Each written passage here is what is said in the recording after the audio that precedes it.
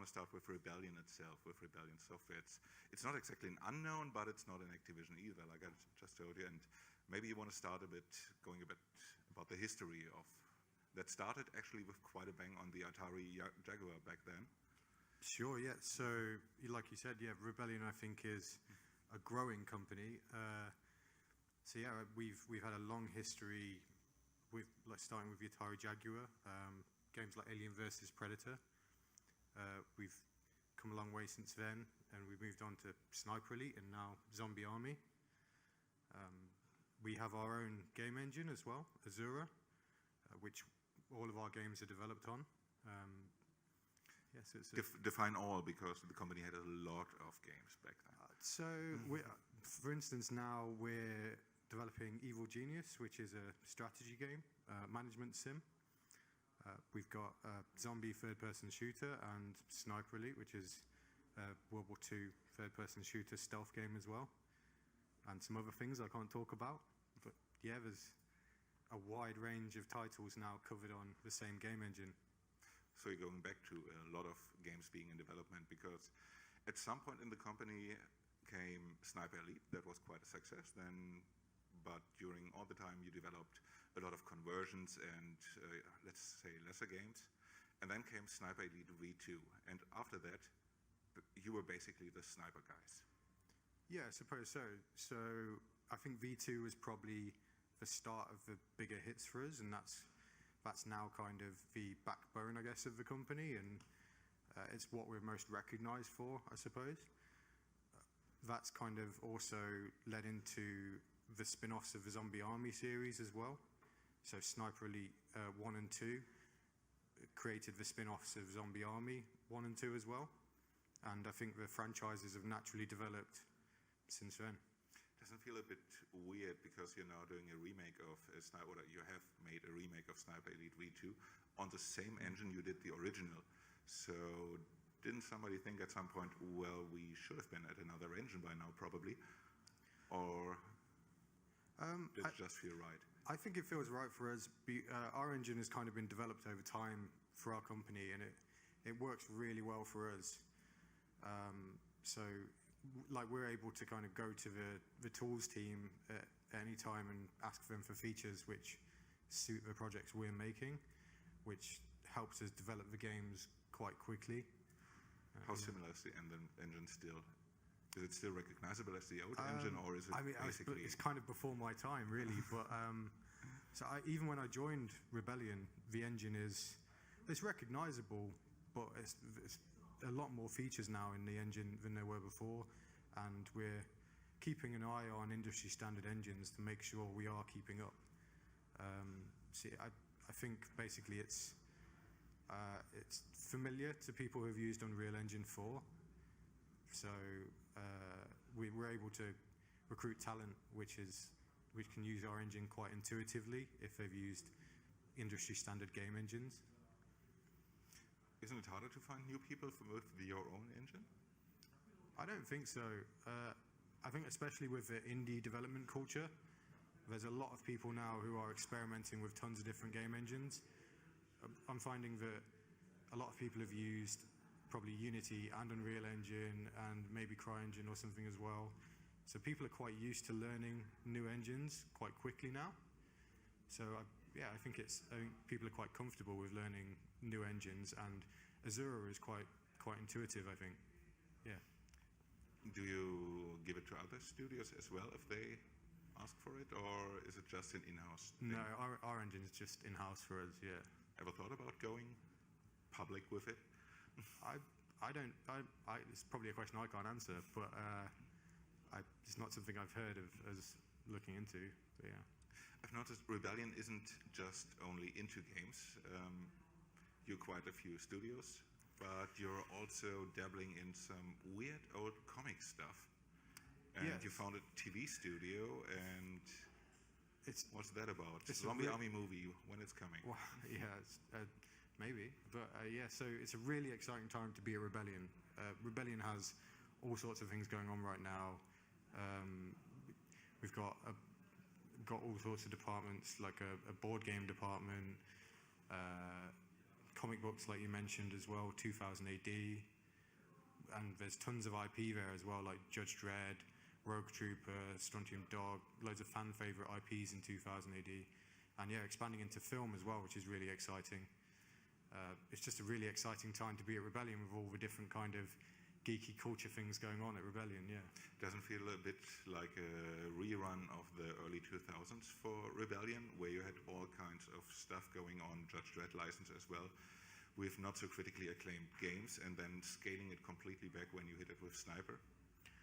Isn't there a danger that this will replay all within the next 5 years, or what is different this time? I don't think so. I think we've had a lot of success with our kind of, I guess, main brand titles like Sniper Elite and Zombie Army. Like Zombie Army Trilogy was hugely successful for us as well. I think they allow us to be able to experiment with our smaller IPs, I guess, and the whole 2000 AD IP collection we've got as well. So I think that like Rebellion's in a good place to basically have a lot of toys to play with and experiment, yeah. And the money for that basically came from Sniper and the Zombie Army. And Zombie Army Trilogy, it was successful, it sold, but it wasn't that critically acclaimed, let's put it that way. It did all right. But what did you take away from those first two spin-offs, DLCs, and the third game, now going into Zombie Army 4? So I guess we basically, going into Zombie Army 4, we've basically taken all the things that our fans like about the game, the previous games, and the Sniper Elite series as well, and tried to make a really polished third-person zombie shooter. And also taking the experience of the development team from our other titles, such as Strange Brigade and the Sniper Elite 4 team. A lot of the Zombie Army 4 team worked on Sniper Elite 4 or Strange Brigade or Zombie Army Trilogy as well. So there's a lot of experience there in the development team. So yeah, that kind of carries across onto Zombie Army 4, and I think a lot of that is seen in Zombie Army 4 as well. From the feel I get from Zombie Army 4, Strange Brigade seems to be a much bigger influence than the previous title, aside from, well, Nazis and zombies. Because you have the co-op, you have the larger areas where you explore for loot and new ammunition and stuff like that. It feels very much like Strange Brigade. Is that a formula you're now saying, well, that kind of works for us as a co-op shooter instead of I guess so. regular I think at the heart of Zombie Army, the Zombie Army 4, the aim was always to basically make the sequel to the trilogy, and make a game our fans would recognize and feel familiar with and enjoy in the same way they enjoy Zombie Army Trilogy. But we've taken a lot of what we learnt from Strange Brigade as well, and some features from our other franchises like Sniper Elite and Strange Brigade that our fans like. So with Rebellion, I think it's all about basically doing a lot of fan research and seeing what people are asking us for and trying to give our fans what they want, really. And what are those core elements So, that the fans I mean, want? to talk specifically about some of the features we've found that people liked in the other franchises. Strange Brigade, particularly traps. You could shoot these points on traps that would affect the environment and kill mummies in Strange Brigade. And we have traps in Zombie Army 4 as well, which you can use to kill zombies. I've noticed yesterday when my colleague shoot those traps while I was standing on them. Yeah, that's how we learned they were there. Quite fun. Yeah, so you can use the traps, the environmental traps, to kill your friends as well. Well, I say friends loosely, I guess. But So it seems. yeah, so that's one example, I guess. And from Sniper Elite, obviously the bullet cam, which is a massive fan favorite, and it's almost a staple of our games at this point. Like, people recognize a Rebellion game almost by that USP, that X-ray bullet cam. I have to be honest with you here. I find it super annoying because it's a break in the action. And I guess the good thing is, I mean, especially in Sniper Elite 4, you can toggle that, so you can turn it off completely. Or and I did. yeah. So again, I think it's the way we kind of develop games at Rebellion. It's all about options. It's all about choice. We have a wide breadth of players that play our games, and really it's about giving players a choice on how they play our games. Yeah. You're a level designer, and this is a co-op shooter where you have one person you can kind of control what he's doing, what he's having as options. Yeah. With 4 people running around in a semi-open stage, what are the challenges? How do you scale that for 4 vastly different types of players running around? It's a big challenge, but we learned a lot from Zombie Army Trilogy, and so I guess one of the staples of the design is that everyone has a rifle and everyone has a secondary weapon. That kind of separates us a little bit, I think, from other zombie shooters, in the way that we kind of force everyone to use a rifle, which means we have this rule as a design rule already from the start, that we need to make sure that we are catering for rifle players and people who want to get up close and personal with shotguns or SMGs as well. So I think in the level design that's reflected by making sure we have enough vantage points, like using verticality to make sure we allow snipers to cover their co-op partners in most siege scenarios, and then basically making sure that those positions aren't just too powerful that people could stay there forever. Did you notice that snipers were more successful in the game, or close combat? Because I just played close combat. I got my shotgun. I'm happy with that. Yeah. I played it like a Doom. I mean, that's... And yeah.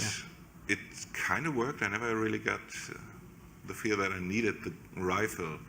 Did I do something wrong, or...? No, not really. So that's completely viable again. It goes back to allowing people to play the game in, any way they want, and we have to try and cater for that as well. So...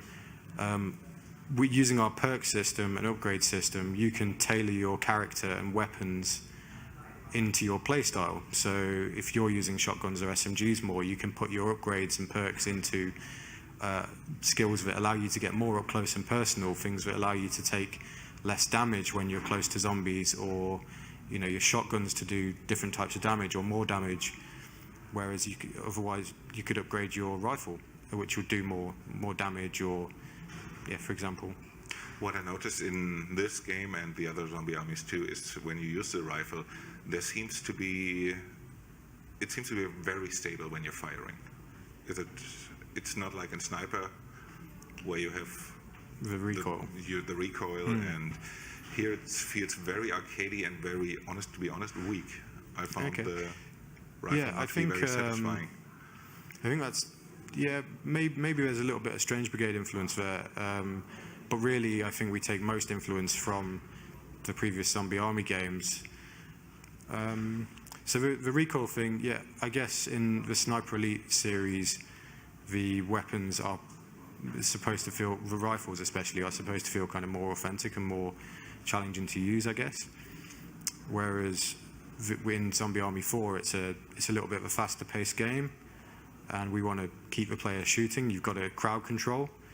So I guess the recoil has to be a bit less with something like Zombie Army to allow you to crowd control quicker.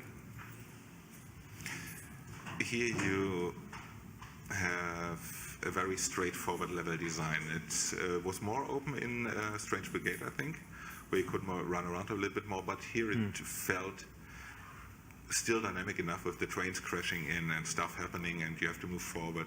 How often can you use those tricks within the level design, and what kind of tricks are those? Yeah, so I guess at the minute we've only shown our demo level off, which is a more gradual introduction into the game.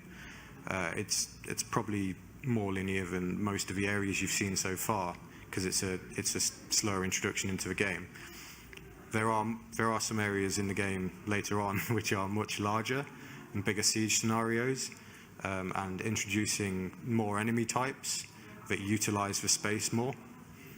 So I think players will probably see that in the future when we reveal a bit more. Do you have new zombies that are coming in later on, or there are zombie types you could reveal now? definitely. Yeah. So there are a lot more zombie types than there were in Zombie Army Trilogy. What? I can't say. Oh, come on. One. But you've seen the Suiciders in the demo, and you've seen the Flamer mini boss. I think we've revealed a couple in screenshots as well, such as the butcher with the chainsaw. So the flamethrower, like mini boss, I guess, for Flamer Elite, will close ground quickly on the player. He'll sprint with a flamethrower to try and get close, and then deal lots of damage. The Suiciders as well will sprint across a large open area really fast and then explode, so they'll deal high damage in a small area. So we've got a lot of enemy types at our disposal to utilize in the larger open spaces as well, and there's some we haven't shown yet as well. Since we're talking about stuff you can't talk about, is Hitler coming back?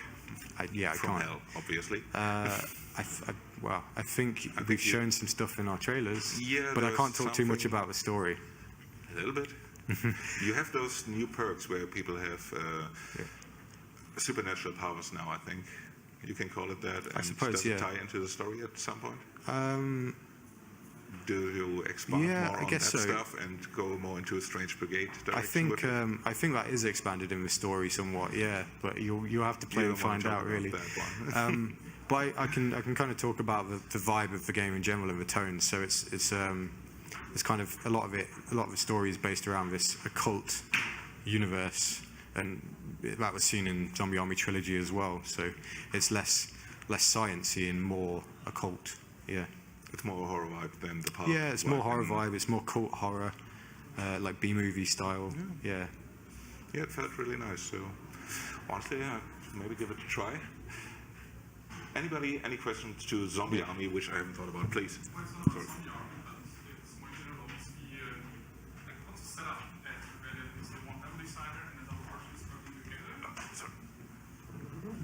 So what's the setup? Is the one level designer and level artist sitting together working on one level, or is it like a library of assets, or how is it done exactly? It is exactly what you said first. It's a level designer and an artist sitting together and working side by side to develop the level. So the process essentially is we'll start with pre-production of the level. So we'll get the level designers to sit together and come up with a core theme and concept and objectives for the level. The level designer will then sit with the artist over the level and come up with mood boards and collect references together, and then we'll start white boxing the layout basically, or grey boxing, and then from there we'll eventually move on to an art pass after a lot of play testing back and forth. So yeah, the setup is they'll sit right next to each other, so we have high communication constantly throughout the project. And the second question is a long shot.